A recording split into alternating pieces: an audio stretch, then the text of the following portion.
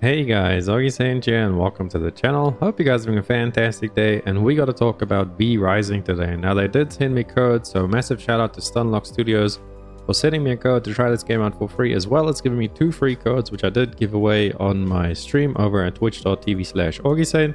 So drop on by if you guys would like to catch some of my future streams and maybe some future giveaways. We do mostly Lost Ark on the stream, but then we are also doing a variety content. So drop on by, I'd love to see you guys there.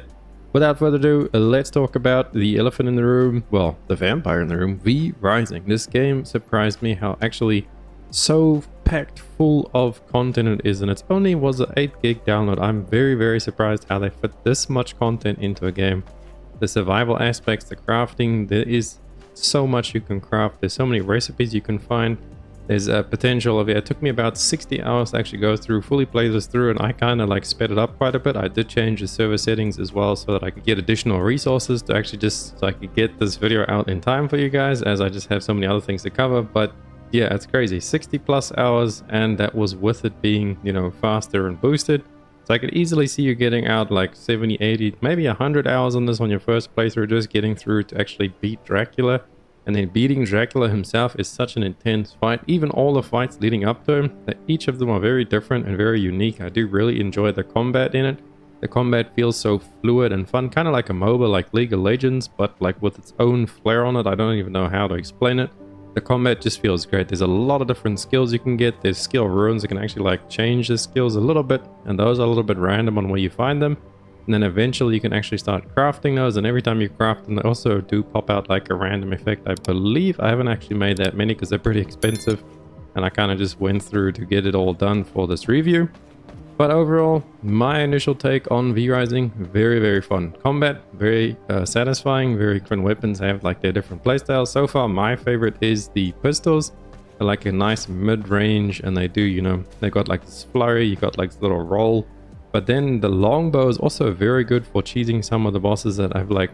There's some of the bosses that I would just not even try and fight in melee range. And for them I use my pistols and my longbow.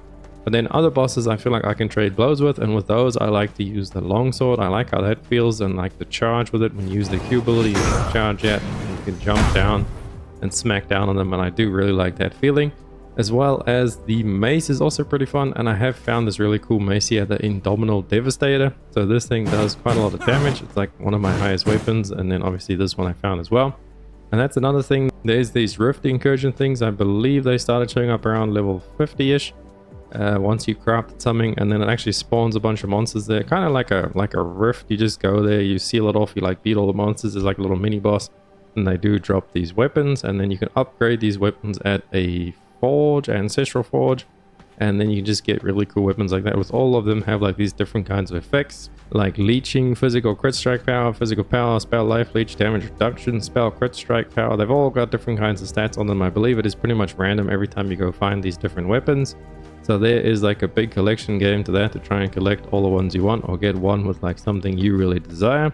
There as well as different armor sets in the game, which is pretty surprising too. I currently have the Dracula Shadow set, which is like the best set for me, like my playstyle. It increases physical crit strike, as well as gives your primary attacks leech, so you can actually leech. And there's a lot of different skills as well that give leech. There's like different pools of skills. So there's blood magic, there's chaos magic, unholy magic, illusion magic, frost magic, and then storm magic. Now this that I have on now is kind of like what I use as like my bossing setup. I have the Reaper dude just to do damage like all the time consistently, and then I have the shield over here because it's a very strong shield, and when the boss hits me it like reflects some of the damage back. And ice block just for like my oh shit button to heal up a little bit. It's quite a long cooldown, and it's not that great for an ultimate, but when you do equip some of the soul stones later on, it actually does change your ultimate. So I've eventually finally beat Dracula, and I got Dracula's Soulstone, and his one is OP, so that just makes me even crazier with his ultimate. So the progression feels great, gearing feels great, and then we haven't even spoken about the crafting and the base building. Now that's a little bit weird to get used to it in the beginning, because you have to like make the floor and then walls. You can't make a roof, and obviously, as you know, we are a vampire, so sun is a bad thing for us.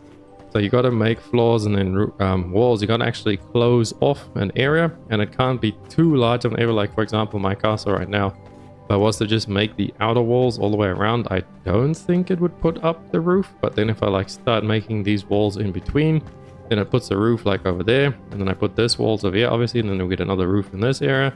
So you've got to kind of like make it not too big, or maybe that was just my experience. I could go back and try again. I'm probably going to do another playthrough again eventually on like the brutal difficulty. I did just play this through on the normal difficulty because it was my first time getting a feel for the game, and then obviously for this review. And yeah, overall the building is really fun. I do like how the building is instant, like you just click something and it goes up straight away instantly. There's a lot of stuff that you go through, and there's a lot of different progression things as well, which I really do like. There's like these little chests where you could make chests for the specific rooms and stuff, and then obviously crafting the correct floor tiles and also stuff will make your stuff in the room work faster. So I can go show you guys an example. Let's go look at my loom. Where is it? This one, artisan's table. So you see this one has a matching floor as well as it's in a confined castle room. So the room by default just makes it better. And then if you have the matching floor, so this is what a jeweler's chamber flooring. So you're going to make jeweler's chamber flooring, and then all of these things in here. This is like my jewelry room. So you can kind of organize your castle overall. And then this is like my prison room. You see I have all my prisoners over here. And then this is like the alchemy room. So we got our blood presses and all that stuff there. And then we have some more crafting stuff in the back here. But as you can see, the crafting is pretty in depth, and then each of these have like a crazy amount of different combinations they can make. So that's not a great example. Let's have a look at the sawmill. And then all these materials, you just go out and farm from like all the bosses. You level up the bosses. We'll talk about that next. So there's like our advanced furnace. This began as like a normal furnace, and then there's our chest there. We've got the fabricator over here with all the stuff we can make from the fabricator. And they did recently add an update as well where these things can stack more like higher. I believe this was like 250 or 200 before, and now they can actually stack even higher. So they are actually making updates on a regular basis as well. I've only literally been playing this game for like the last 3 weeks. I got the code, and I've been playing it on and off in between those 3 weeks whenever I find time for it. But yeah, the updates seem to be coming as well. This is like the official launch, I believe 1.0 is what, like a month ago or something like that. So really good. There's all the different armor sets and stuff. They all have their all different sets as well. This is like what I've progressed to, I believe. It's not on the tailoring bench on the first ones. Yeah, it's like level 4 is the earlier gear, and that's another way how you progress your level is depending on your armor and your... So now we can talk about the gear a little bit. So you level up your level with your gear score, so like adds up all your gear score overall, and then I believe your amulet, and then obviously your weapons as well. So if I like switch to, since this is a level 30 weapon, you see I am level 92 now. But I switch over to my pistol, I am level 88 because I haven't found like a purple version of that pistol yet. So we'll go out and farm out some more rift incursions as well as the bosses. So let's get into the bosses now. That was what they call the V-Bloods. So there is this thing, you start off like this boss level 16, the first wolf, the first V-Blood you go. And when you get these V-Blood bosses, they all actually give you some form of like knowledge. They all give you new recipes. You see there's new skills, frost spell points. So you can go ahead and get a frost skill of your liking, and then they just all unlock different things. Mostly they always give you like a spell point, and then obviously stuff as well to go learn and craft. And you get up to these later bosses here, and they actually get really tough. The first challenge I had was this guy, Vincent. He was the first guy that I kind of struggled with. The first couple of bosses were pretty easy, but this guy stuns you and freezes you, and he's a fun little boss to get used to the first time you go ahead and fight him. But all of them, Meredith as well, she was interesting as well to find with her holy people, keep summoning and healing stuff. And like the bosses overall are very fun. I do enjoy them. They all feel very different, and they all have like their own little gimmicks. And then once you get to the later bosses, like much higher up, I can show you guys there before obviously you go fight Dracula himself. These are like his 3 lieutenants, I guess. These fights are incredible. Each of these fights could take you like an hour, 2, 3, 4 hours to learn and actually just finally get everything down pat. And this was just on normal mode, so I can only imagine what that would feel like on brutal as I went and cleared them. This guy, he was actually not that bad to learn, but this guy, the wing, oh my, this guy was insane. The boss fight on him was crazy. I don't actually have footage of that, unfortunately. I think I do have some footage for Adam of the Firstborn, so we'll play some of that while we talk about the rest of the bosses. And Dracula himself, he was a pretty crazy fight too. That took a while to actually get down and master that. Luckily I was only playing on normal, my gear was pretty good, so it didn't take me too long, but we eventually did get it after a lot of trial and error. And that also felt great. The more you did the boss, you like learn their patterns, kind of like a Dark Souls experience where you learn the patterns, and then you can, you learn the boss, what he does, when's a good time for you to go in, what you have to dodge without dying. And you can very easily reset the fight by just leaving the area, healing up, coming back, trying again, just do it over and over and over until obviously your blood does run out, because you do need to refill your blood every now and then. I have 100 quality brute blood here, which I got very fortunate of. This is very good for when you go boss fighting. And that's another thing too, the blood system. There's so many different bloods you can get. I don't even actually know if you can track the different bloods, but yeah, there is a lot of different bloods you can get. You can also level up your vampire powers. There's still something that I haven't unlocked yet. I'm not sure if that's because I haven't got to that part yet, or actually I think that might be like the frog. No, I've got the frog form. Maybe that's the spiner. No, I've got the spiner form too. I'm missing, oh, the rat form. I'm missing the rat form. I have never come across the rat boss. I believe he's like much earlier on. I never actually came across the rat boss guy. This one, I think. Yeah, this one. So we'll find him somewhere and see what that is actually for. But apparently you can like hide from enemies. Yeah, making it difficult to detect you. So we're still going to go find that. There's also these things where you can upgrade your altar of the Stygian. So this is from those rift incursions. You get these Stygian stones. And you can upgrade like your passives on everything. So you can become pretty powerful. It just takes a lot of time to grind that all through. Like I said, I had everything like super enhanced because just to get this video out. So you can change the server settings as well, depending on what you want to play and how you want to play it. But there's all of that stuff to do and play with. And that's why I'm so surprised that this game is just so packed with content. And it's actually just such a small game. Like there's only 8, well, probably a little bit bigger now with the update. I think there was an update the other day. But it's a crazy amount of content stuffed into this game. And I see a lot of replayability with this. Especially if you go and play it on the brutal mode, which is apparently much, much harder than just playing it on normal mode. And obviously you do need to take effect like the survival stuff. You don't have to eat, so to say, but you do need to keep your blood topped up. So you have to like switch blood. You gotta like go hunt new blood, I guess. And then if you do have a really high quality blood, you don't really want to get rid of that. So you gotta make sure that you find yourself a prisoner with really high blood, and you can siphon their blood off and then feed them up and like keep them healthy. So you can just keep farming the blood off of them. So there I have Brute 93, we've got Scholar, we got Worker 98. I'm so sad because right at the beginning of the game I actually found, very lucky, I found Rogue Blood level 100 person running around, and I couldn't do anything because I didn't unlock the prison cells yet. So there she is there. I've captured her, Lorelei. She is my servant.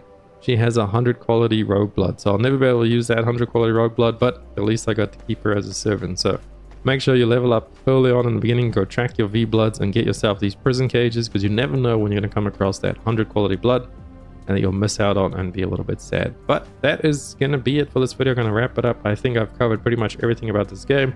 Could I recommend this game for you? Yes, yes, yes, and yes. If you just like good games in general, this is obviously like a moba style survival crafting. I don't even know how to classify V-Rising. It's kind of like a vampire of its own. It's really fun. If you do like vampires too, that is another nice little flair too with all the vampire stuff. Oh, there's like garlic. You're weak to garlic and all kinds of weird stuff.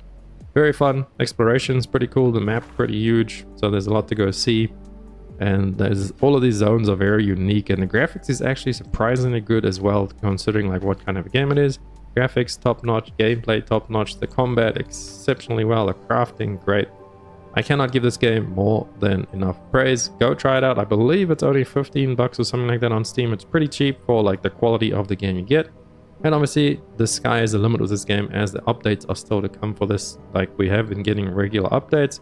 Like I said, just that inventory thing with the stacking, that has helped a lot, because I like filled up my chest so fast, and then I could double stack everything. So now I have way more space in all my chest.